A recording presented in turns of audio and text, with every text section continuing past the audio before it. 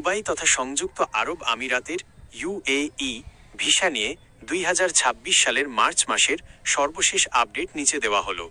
বাংলাদেশিদের জন্য এখানে কিছু মিশ্র খবর রয়েছে। এক মাসের অতিরিক্ত মেয়াদ বৃদ্ধি। সুখবর।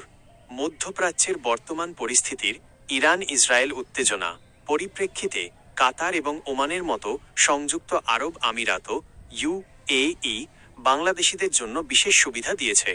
যাদের ভিসার মেয়াদ ফেব্রুয়ারি বা মার্চ 2026 শেষ হয়ে গেছে বা যাচ্ছে, তাদের ভিসার মেয়াদ স্বয়ংক্রিয়ভাবে আরও 1 মাস বাড়িয়ে দেওয়া হয়েছে।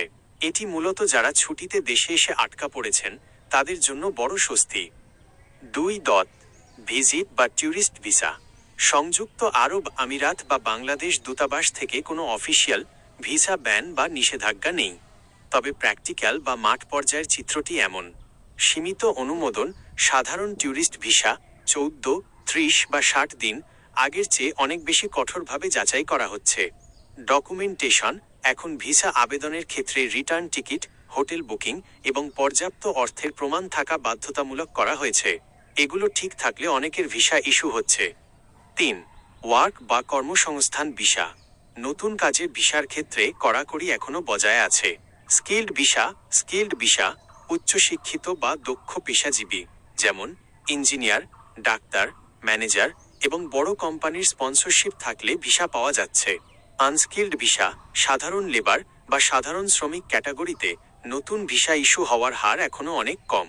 তবে বিদ্যমান কর্মীদের ভিসা নবায়ন, রিনিউ বা কোম্পানি পরিবর্তনের প্রক্রিয়া চালু রয়েছে। 4. মনে রাখার মতো গুরুত্বপূর্ণ পয়েন্ট। ভুয়া খবর থেকে সাবধান। ইন্টারনেটে বা ফেসবুকের অনেক পেজে সব ভিসা খুলে গেছে বলে যে খবর প্রচার করা হয় তার বেশিরভাগই ক্লিকবেইট। কোনো দালালের মাধ্যমে টাকা লেনদেনের আগে অবশ্যই নির্ভরযোগ্য ট্রাভেল এজেন্সি বা সরাসরি এম্বাসির মাধ্যমে তথ্য যাচাই করুন। অনলাইনে চেক। আপনার ভিসার স্ট্যাটাস বা মেয়াদ বৃদ্ধির আপডেট জানতে দুবাইয়ের জন্য জিডিআরএফএ এবং অন্যান্য আমিরাতের জন্য আইসিপি পোর্টাল ব্যবহার করুন।